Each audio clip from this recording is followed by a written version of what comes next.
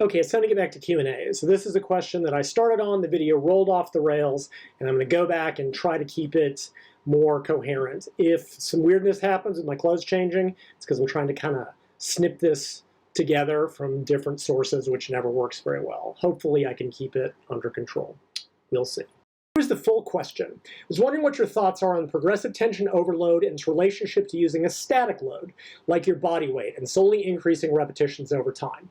For example, one would see a significant hypertrophy outcome as one progresses from doing 5 to 20 pull-ups, even if the only hypertrophy exercise for those muscle groups was the pull-up itself, yet the load is unchanging.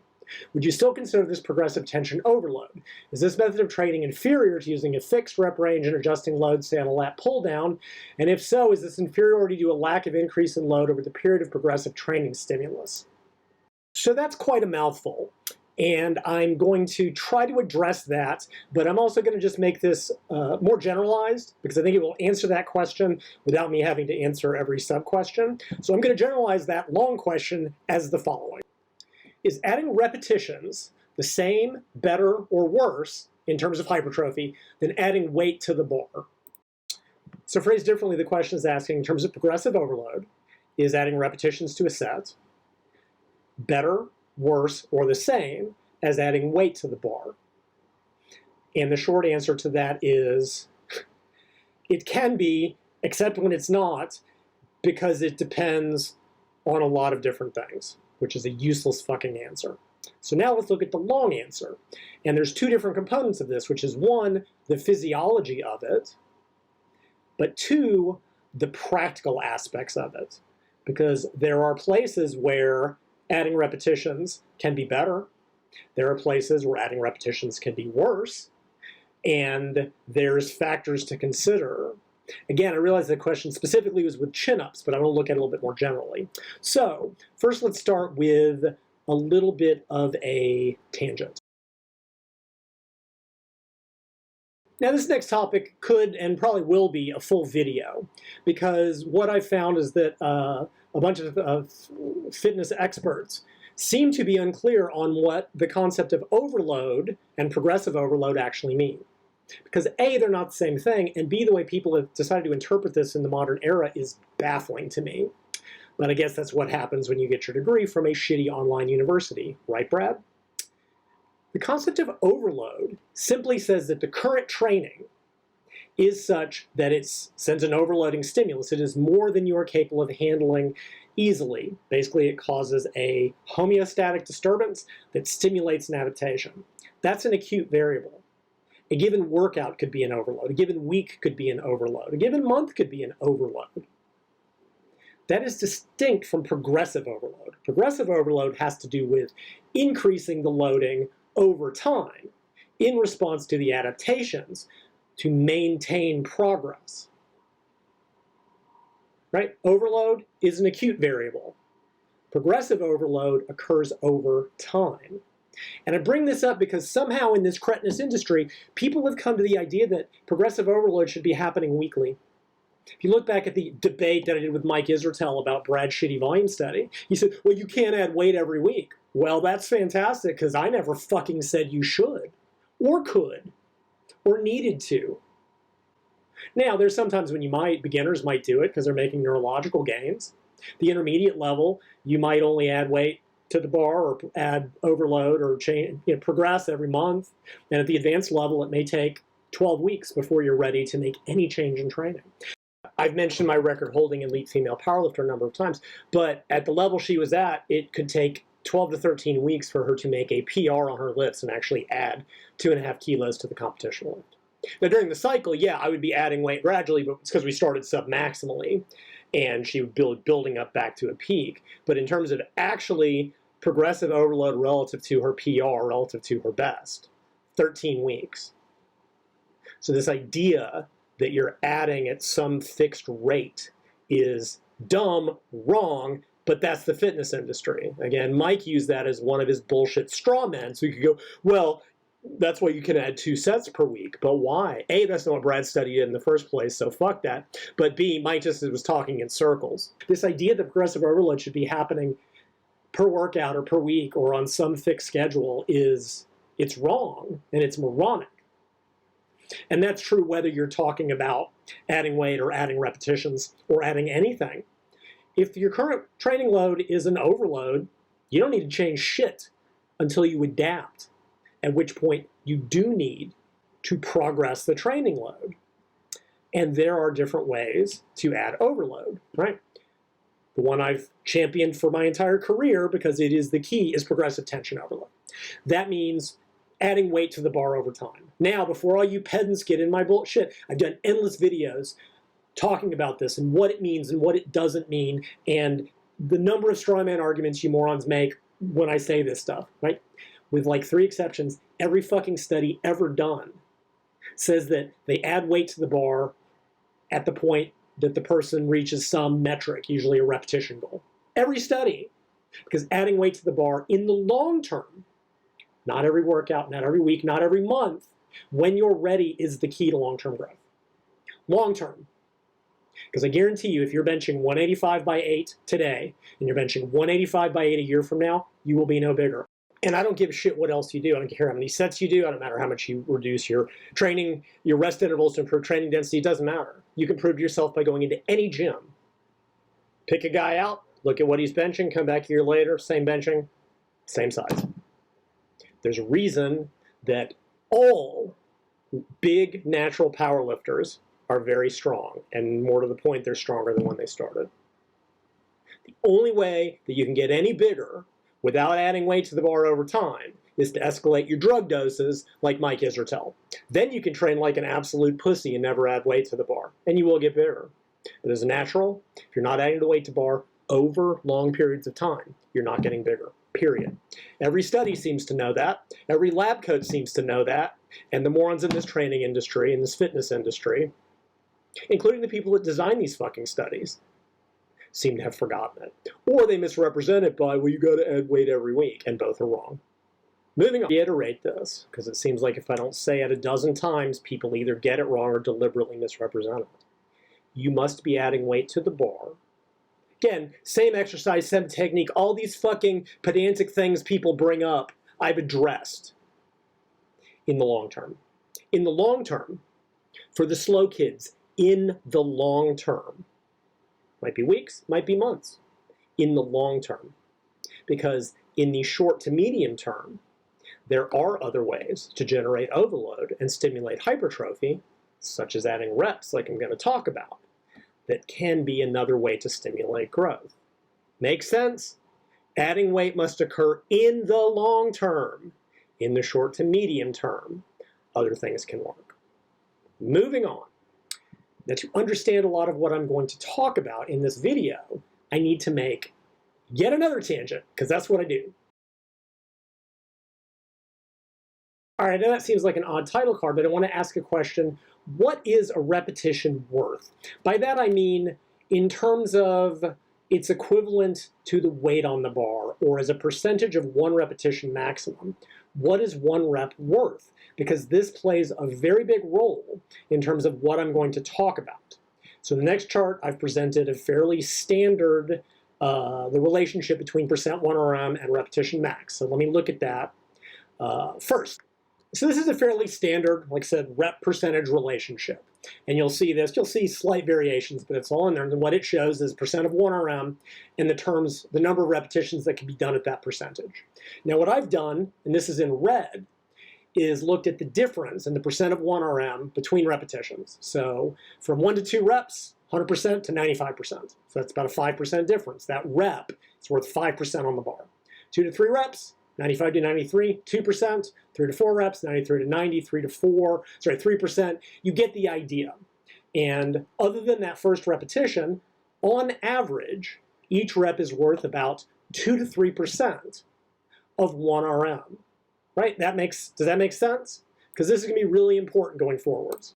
And let me just add that, like, if you extended this from 15 reps, which I think is listed at 65%, to 20, assuming 2 to 3%, 20 reps is going to be 55%. I would probably put it closer to 60, but it's going to be in that range. Do note that this is a super generic chart. You will see slight differences. It can also be exercise specific. Generally, you will get more repetitions on legs for any given percentage for reasons. There can be So it could depend on exercise. It might depend on fitness level. At least one study showed that strength power athletes get less reps in a given percentage than endurance athletes. There can be a gender-based difference, especially for lower body in my experience, where women tend to be more elastic, right? Women on a leg press can just go rep after rep after rep, even when you think they're done, because they can get a little bit more elastic recoil because they're springier, whereas men, not so much. There can also be huge individual differences, which is part of why percentage-based training is a lot of bullshit. At 90%, one person might get 2 and another person might get 6.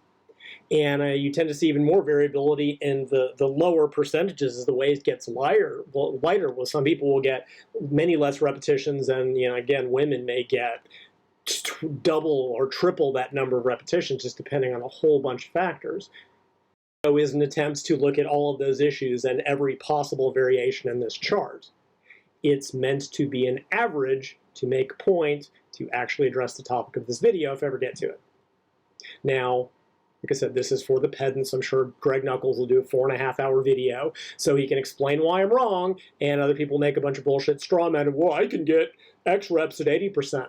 Not the point. On average, each rep is worth about 2 to 3%. In a very conceptual sense, by extension, adding 1 repetition to a set is the equivalent-ish of adding 2 to 3% to the bar, or rather it means that you're technically 2 to 3% stronger in terms of your 1RM, right? Because if you had that rep and now the percentages changed, your 1RM would have to be higher. Like I said, very conceptually. Again, we're going to go with 1 rep, on average 2 to 3%, and this is important to understand the rest of what I'm going to talk about. Let me address one of the sort of sub-questions in that big initial long question, which is that in the strictest sense, no, adding repetitions is not the same as progressive tension overload. By definition, progressive tension overload means exposing the muscle to greater amounts of mechanical tension. And there's ways to do this, but since we don't have a proxy or a way to measure tension, we use weight on the bar as a proxy. Again, same person, same exercise, same technique. Adding reps is doing more mechanical work with the same load. I mean, unless you're gaining body weight while you're doing your body weight exercises. So they are not equivalent in the sense of the physiological stimulus. But that doesn't mean that adding reps cannot still be a form of overload. Does that make sense? Okay, next subtopic.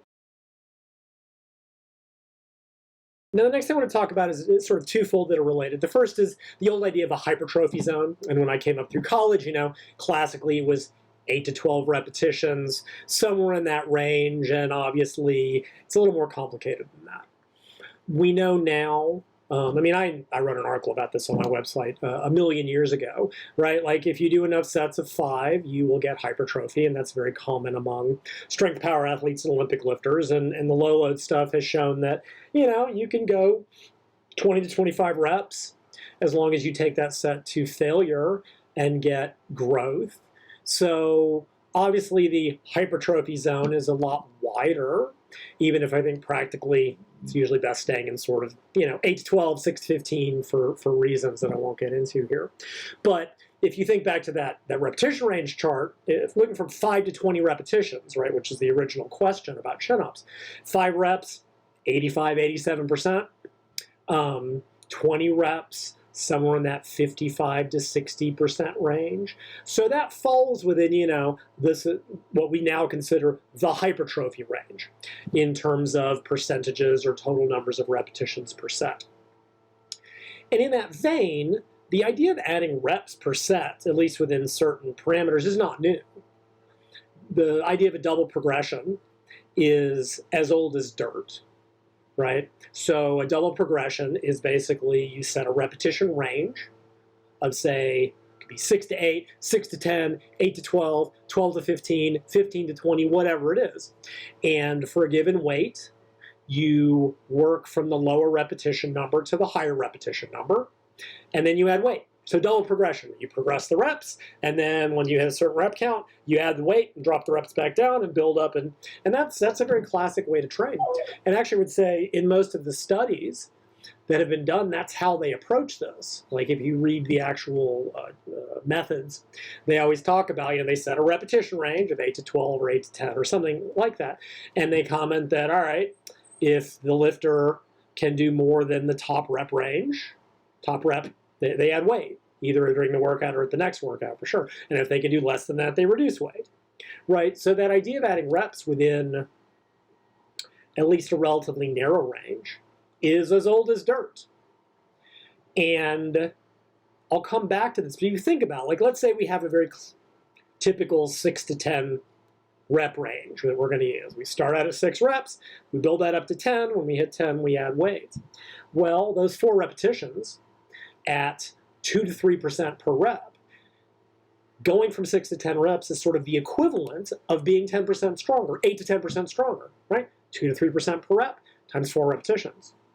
8 to 12 is the same, that 4 repetition range. 6 to 15, which is 9 reps, if you build up a weight from being able to do 6 now to 15 in some time frame, that's 9 reps. You've added 18 to 27% in premise in terms of how much stronger you are. Like I said, it's not quite, doesn't work out quite that nicely, but hopefully you're following what I'm getting at. So a 5 to 20 rep range, which is still well within the hypertrophy range that we now acknowledge. Yeah, I mean, to go from 5 to 20 reps, you're looking at, you know, that's 15 repetitions. That's somewhere between 30 and 45% increase in strength, again, in terms of how that relates to your 1RM. The point I'm trying to make here is that, yes, it's just a very big double progression, essentially. And it's within, you know, the supposed hypertrophy range. It does represent an incredibly large increase in strength, and I'm going to come back to that in a practical setting.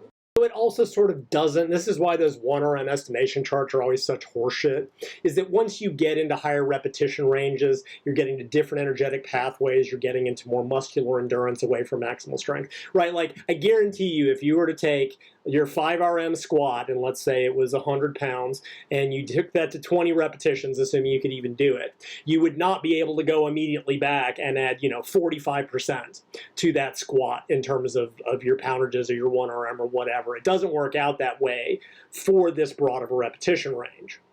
But in the physiological sense, in terms of it being an overload, yes, assuming you can do it, adding that number of repetitions will represent an overload within what we consider the hypertrophy range. But in that sense, at least, is there any reason why I don't think it would work compared to adding weight in a physiological sense? No. I think there's some practical realities to consider, and to get into that, let's look at the science. Let's talk about time frames, because I think this is relevant. So I mentioned earlier in the video that this idea that progressive overload means you must add something every workout or every week it's wrong. I've looked at like every book I have on the topic, and I find no definition of progressive overload that states that it has to occur at some fixed frequency. It happens over time. It happens when you're ready. Double progressions take that into account because they give you a metric. Yeah, if you went from 8 to 12 and you hit 12, add weight, and then go back to 8 and build back up. You add weight when you're ready. And there's other ways to do that. You can use reps in reserve. There's other approaches to it. The point being, it's not like I must add weight to the bar every week. Now, there are systems, right? Like Dog Crap by Dante Trudell. He encourages his lifters in the program to try to always add weight or add reps at every workout. Whether or not they're able to, I don't know, and he's got some other tricks built into the system to allow that to occur. But that had less to do with needing it to happen so much as getting people out of this bullshit mindset of the squeeze and the pump, which is what was going on in the 2000s, and is still promoted by idiot drug people. The point of it being that, yeah, there are systems that encourage you to do that if you can, but whether or not you can is a different issue, and that's what I want to talk about now. Time frames. So like I said, you don't have to add weight at some fixed level. You add it when you're ready, when you've made the adaptation. That's what progressive overload is. So we need to think about how long could it possibly take, or how long might it take in terms of adding reps versus adding weight, because over the short term, they may very well be equivalent in the short term. So let's look at the research such as it is. Now, the grand majority of studies ever done do use usually a double progression, and they add weight when the person is ready, because again, lab coats seem to know what supposed fitness professionals don't, so that over time If you're not adding weight, it's not training. But there are a handful of studies that have not done that. One was the Cody Hahn, Mike Israetel study that added sets and accomplished jack shit. Not interested in that one. There's another weird one that looked at adding weight versus like training variations that had like 4 different workouts that varied.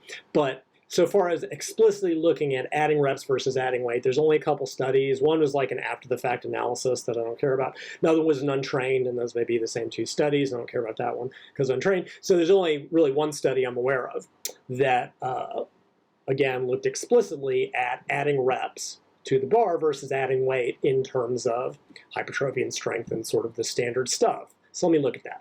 The paper is Plotkin D et al. Progressive overload without progressing load. The effects of load or repetition progression on muscular adaptations. Peer Journal 2022, blah, blah, blah. I'll put the link in the notes as always. Obviously, the next bit I shot previously, and I'm not going to reshoot it because I don't have the data in front of me. And it's basically what it sounds like. All right, so they took 43 subjects, 27 men, 16 women, who had an average of 1 year consistent training, and later they even talk about how these were not well-trained people. They did 4 sets of 4 lower body movements, squats, leg extensions, a straight-legged calf raise, and a bent knee calf raise for 4 sets twice a week. Upper body was scheduled, but it was not examined. They started at an 8 to 12 repetition max, and one group aimed to add weight to the bar while maintaining that rep range, and the other one, their goal was to add reps without increasing that starting weight. So they measured quads and calves, and I'm going to ignore calves because I don't care. So for the quad, they took 2 ultrasound measurements, and the assessor was blinded. They did mid-quad, which included the rectus femoris and the vastus intermedius. That's the one on top and then the one directly underneath it. And then they did the lateral quad, which included the vastus lateralis and also the vastus intermedius. And you did those at 30%, 50%, and 70% of the length going from the hip to the knee. As usual, they measured swelling at least 48 hours. We can still debate, based on another video I did, whether or not that's accurate, but that's what they did, and they did it in both groups. So the overall results were that in the lateral gastroc, medial gastroc, and soleus, no difference between groups. The vastus lateralis, no difference between groups. For the rectus femoris only, and they got this by adding up the 30, 50, and 70% changes, the reps group was slightly favored, by which the sum of those 3 was 2.8 millimeters larger, which is about 7 times the thickness of your fingernail.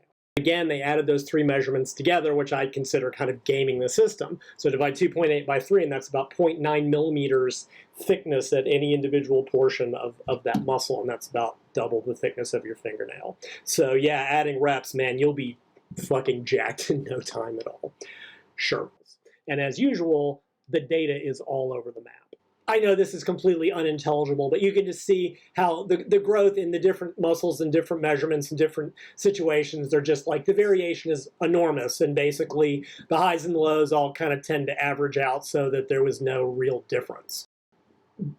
And again, I think that's part of why they gamed the system. They didn't see significant results, so they added 3 measurements together so that it looked like in that one muscle, the reps group was a tiny bit superior, because otherwise it all fucking cancels out and there's no real difference. Ignoring that, the important take-home relative to this video is that over that, I think, 8-week span, whether the group added reps or weight to the bar, growth was identical.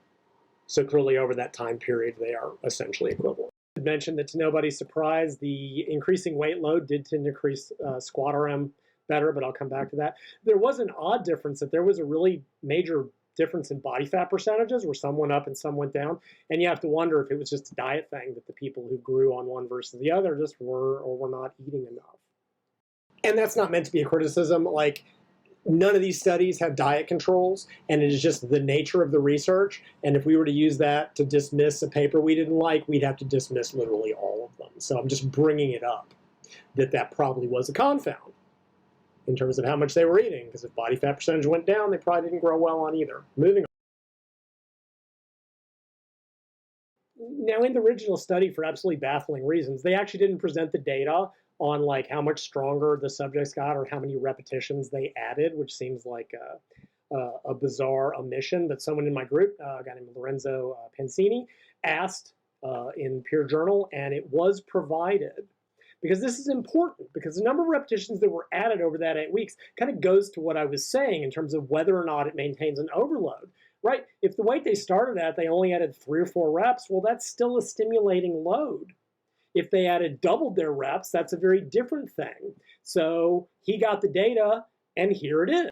So again, I know this is really hard to read, but like if you look at leg extensions, the reps group went from 10 repetitions to just shy of 15 over an 8-week span.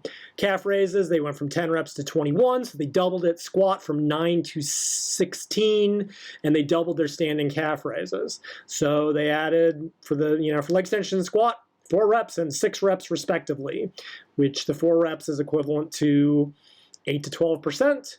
The 6 reps on squats is equivalent to 14 to 21%. Again, 21 to 2 to 3% per rep. This is just a different way they presented the data. But if you look at the actual poundages in the load group, squats went from like an average of 60 kilos to 85 or something like that. It was like a 45% increase, and leg extensions went up like 50%. So that was larger percentage-wise than the equivalent number of reps. The point of it being that, over the repetitions they added, there was something like, 15 to 20%, relatively speaking, if you look at the reps, and the weight added to the bar was significantly higher. Regarding that absurd squat improvement, many of the subjects had not been including squats in their training, so they were newbies. And you can see that in the numbers when you consider that the average starting squat was 55 kilos, which is 120 pounds, and they finished at like 85 kilos. It was like 187 pounds. So these, again, they were mixing women and men, as I'll mention, but these were not strong, well-trained people, and that kind of colors this. And these designs baffle me. Like, how could you expect to give someone a back squat who doesn't know how to do it well and expect them to train it intensely in either situation? Their squat poundages went up so bafflingly much, and same thing with the repetitions, because some of them hadn't been fucking squatting. Guys, knock this shit off. Just have people do leg presses and leg extensions to take out this dumb fucked variable. They also mentioned the limitations that in the reps group, many of them had trouble approaching volitional failure on squats because it was too uncomfortable. So that's adding even like yet another variable to all of this.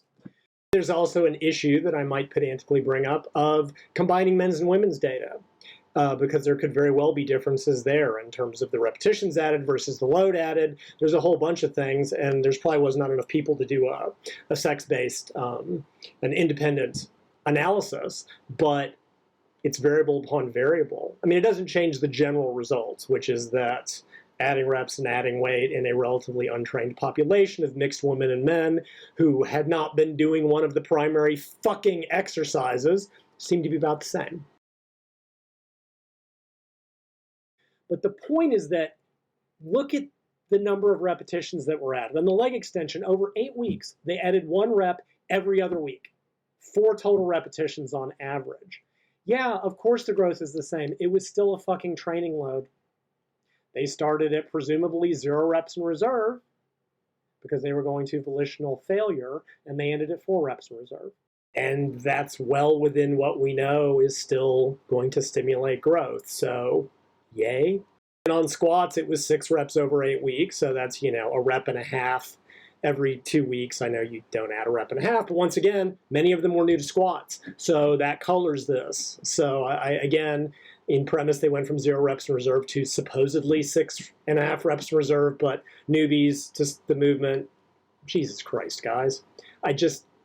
Jesus Christ.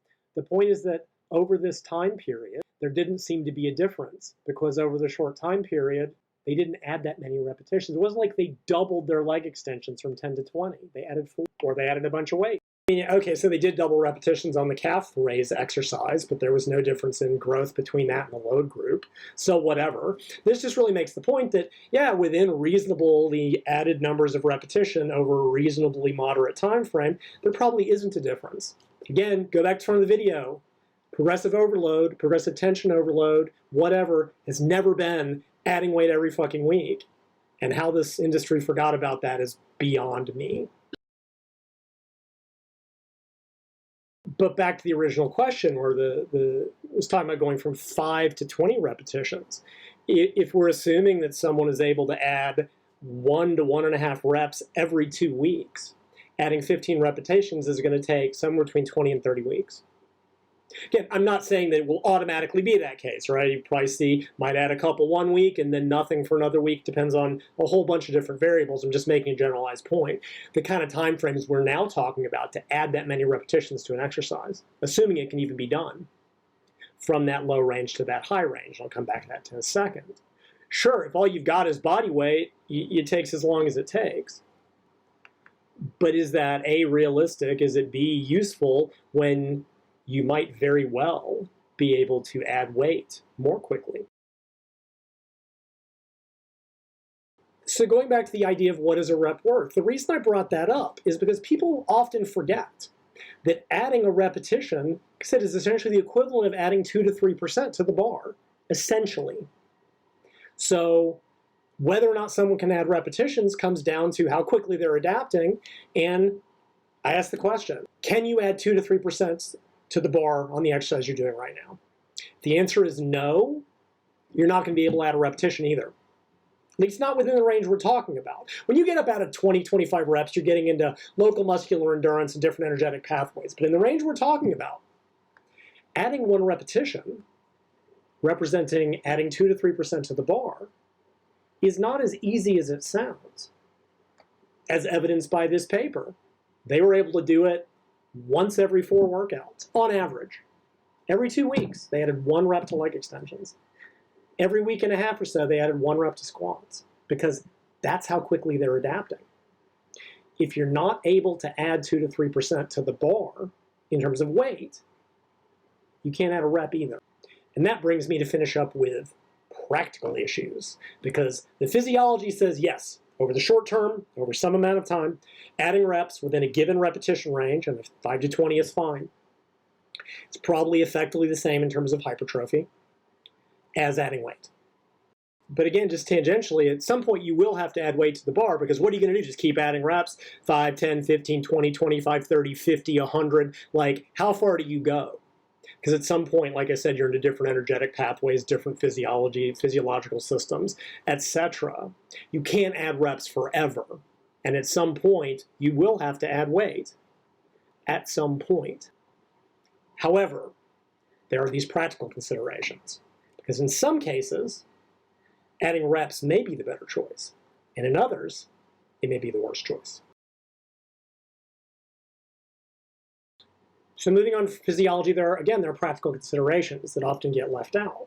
One is individual variability. Some people are shit for adding reps. I don't know if it's fiber type thing, neurological thing, exercise type thing. It doesn't matter, but I just know that that's the case.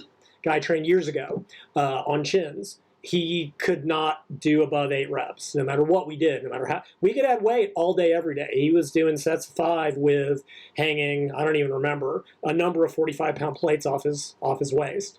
And we could add a couple pounds every so often easily, and I would strip that off and you get like 8 reps. He was shit at adding reps. Some people are great at adding reps. For that first group of people, adding reps is a non-starter. If I told the guy I was training, hey, I want you to go from 8 to 12 repetitions, then we'll add weight, it literally never would have happened. He never would have gotten to 12 repetitions because we tried it. Adding weight in his individual case was the better choice. For someone who's good at adding reps, that may be a fantastic option because they are able to add reps and use a double progression. You might see a situation where someone can add repetitions up to a point.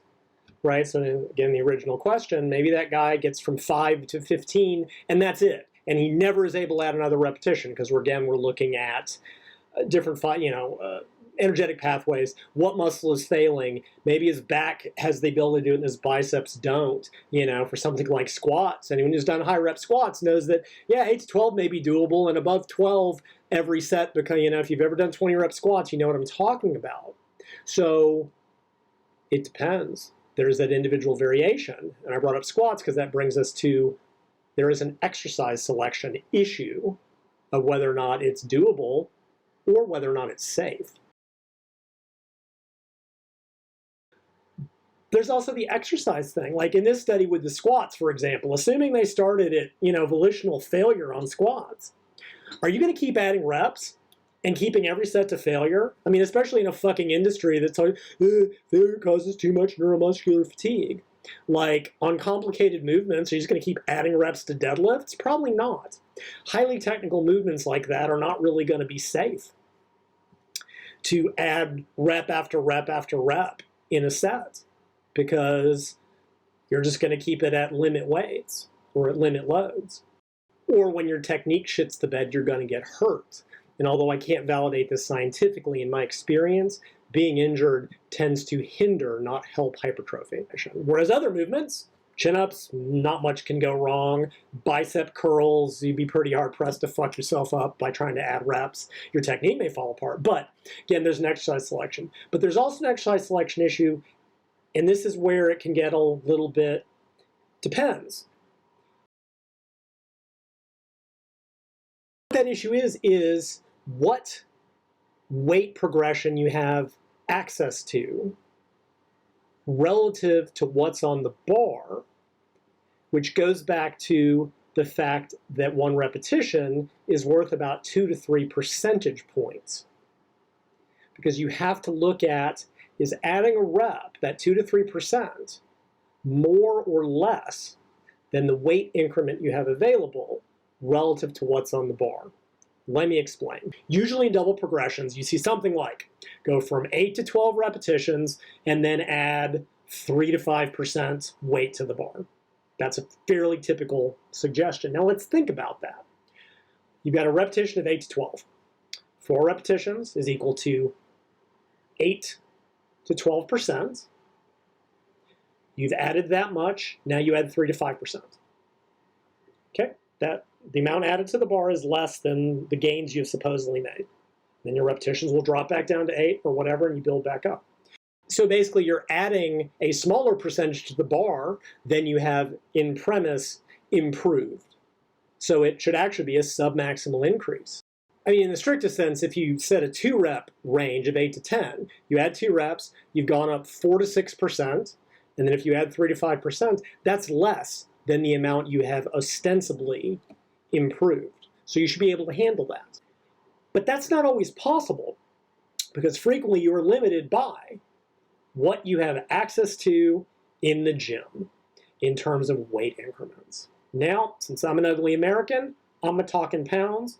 The same premise will hold for kilograms, because what you have to consider is, does what that repetition represents, that 2 to 3%, is that more or less than what you can add to the bar? Now, in the grand majority of US gyms, the smallest weight increment available is a 2.5 pound plate.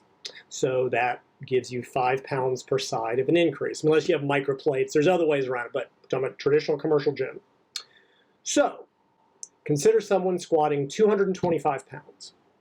If they want to add 5 pounds to the bar, 2.5 on each side, that will represent a 2.2% increase in what's on the bar. So adding 1 rep and adding 5 pounds is about the same. Let's say you're squatting 315.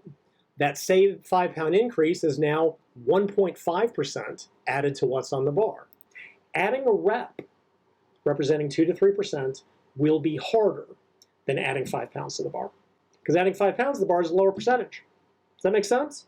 But now consider someone who's a beginner or not as strong who's squatting 50 pounds. That same 5 pounds is a 10% increase.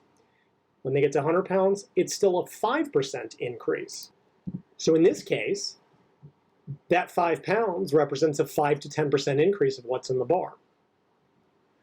It will be much harder to add weight to the bar. Again, fine, if it's a beginner, and it probably is, it's neurological and blah, blah, let's ignore the pedantry, please, and focus on the principles, which is that if the percentage of what the weight increase on the bar is less than what adding 1 repetition is, it will be easier to add the weight. But if it's more than what adding the repetition is, it will be probably easier to add reps until you've added enough reps to be able to make the weight increase. So in the case of that person squatting 50 pounds, before they can add 10% to the bar, they probably do need to add 4 or 5 reps, which will be a 10 to 15% increase, because then they will be able to do it. Does that make sense? Just as a side note, this becomes a real problem in powerlifting for women's benches, because typically their benches are a lot lower. In powerlifting, there's a minimum 2.5 kilo or 5.5 pound increase, unless you're setting a record. So if a woman is only benching 100 pounds, that's a 5.5% add to the bar. For a man benching 405, it's only 1.3%. Women's benches from first to second to third attempt, that 2.5 kilo can represent a staggering percentage increase. That's also why in Olympic lifting, the women's events now allow 1.25 kilo increases because of the relative weights being lifted.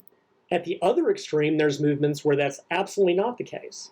So let's think about lateral raises as a great example, because most commercial gyms, unless you're talking about the lighter weights, once you get into, say, the 20 to 25 pound range, there's a 5 pound increase in dumbbells.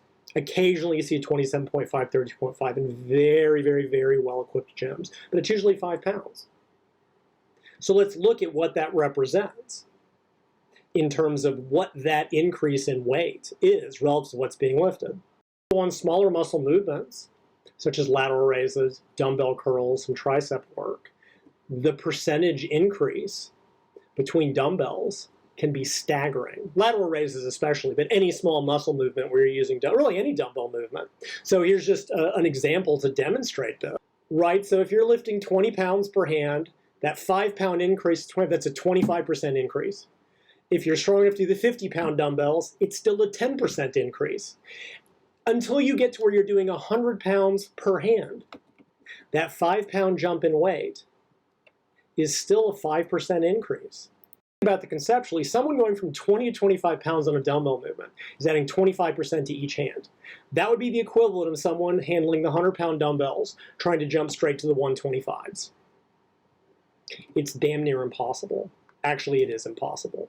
And this is a case where adding a repetition is not only less than the weight increase that's available, it is shockingly less.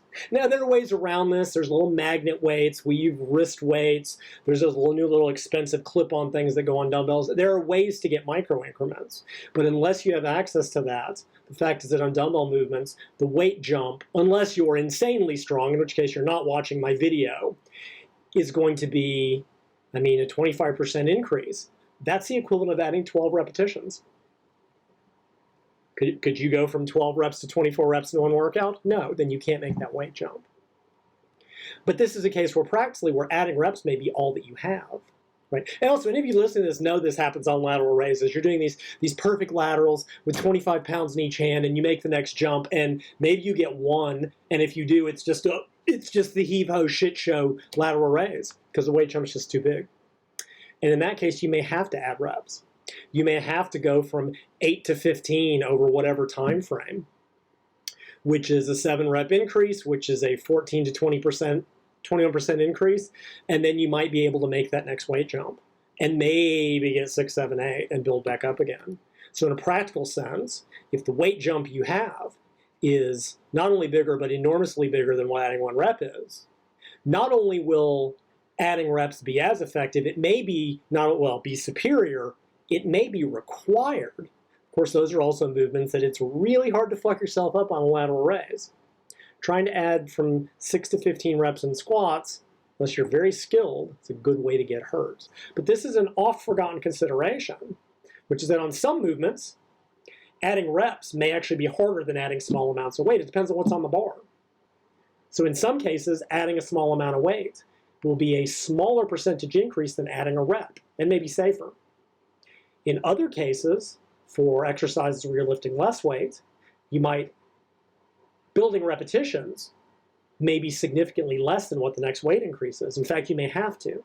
To kind of wrap this up, let's go back to the original question about chins and see how this might work. Because whether or not adding weight or adding reps will be relatively easier will depend on how much the person weighs. So let's assume that you've got a 2.5 pound plate, which you can hang one of them off a chain.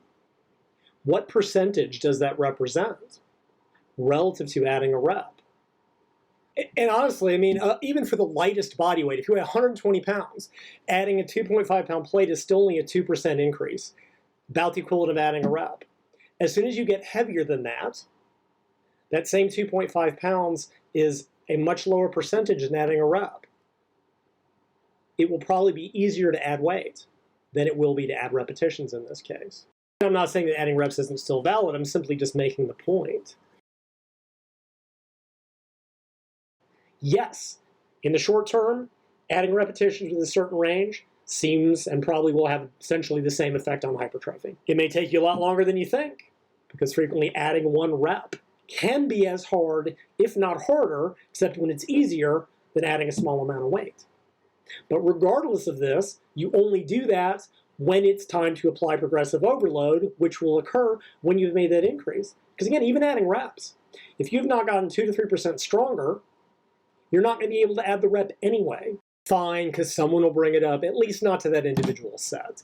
Yes, there are triple progressions, where after getting the 1 set of certain reps, then you do another set to get an increased total number of repetitions. You build up to a certain number of sets of a certain total number of repetitions, then you add weight and drop the sets and drop the reps and do it again. And just, Jesus Christ, I get that you people don't like me and you just look for reasons to nitpick this bullshit, but if you're upset about why my videos are so goddamn long, this is why. I have to predict what bullshit you're going to throw at me so I can address it ahead of time. Within the context of the original question, adding reps to the individual set as a form of progressive overload, while physiologically valid, may be harder, easier, no different, superior, inferior, or no different to adding weight, depending on the exercise, what weights you have available, how quickly you're adapting, and what weight increments you have available. But again, back to that question, if you're only able to add 1 rep every other week, going from 5 to 20 reps may take you 15 weeks. Assuming you can even do it at that frequency. Whereas, go back to that chart, adding a mere 2.5 pounds, which may represent 1 to 1.5% of your body weight, and ergo is only a 1 to 1.5% increase, you're going to be able to do that a lot faster. Yeah, if all you've got is body weight, or you don't have a chain to hang the weight or whatever, yeah, adding reps may be the only option. But even in this particular case, I dare say that adding weight in small amounts will be easier and you'll be able to do it more quickly. And since here's a question brought it up, like the pull down issue, right, is that, well, number one, if someone can do 0 chins, adding chins is obviously a non-starter, whereas I can start them very sub-maximally on pull downs and build that up, and that's how I do it. But is it better or worse? Well, on a lot of plate machines, the jumps are pretty big. At my gym, it goes from 100 to 115 pounds into 130, right? That's a 15% increase. That may be much harder than adding a rep, which is only 2 to 3%. Of course, I can get creative. I can, you can use magnet plates. I can hang little plates off the stack. You can put dumbbells on top to get smaller progressions. If you've got a plate-loaded pull-down, like we have at my powerlifter's home gym, I can add 1 1/4. I can add the tiniest weight when she's ready to progress that may represent 0.5%, because we've got 1 1/4. We've got half-pound plates, although I rarely use them. So again, it depends. In some cases, adding reps may be better, worse, superior, inferior than adding weight. Even if physiologically, over a certain time period within a certain repetition range, they are probably about the same in terms of stimulating hypertrophy. And so much for making this video shorter. For the record, I neither read nor respond to comments on YouTube or Instagram because I don't care. Of course, unlike all the others, I don't delete them if I don't like them. You want to tell me I'm great? Cool. You want to tell me I'm full of shit? Equally fantastic. You want to ask me a question? I'll never see it. I just can't be bothered. However, since I do seem to be doing a regular Q&A, at least for the time being, you can send me questions to questions@bodyrecomposition.com. There's exactly a 0% guarantee that I will read it, much less answer it. That's all part of my charm. See you next time. Oh yeah, I recently added a playlist to my channel, my buddy Solomon Nelson, who does some fantastic videos taking down the cretins in this industry. I've put the link directly to that playlist in the video comments, and you can also find them however you find playlists. He deserves the exposure. Go check him out.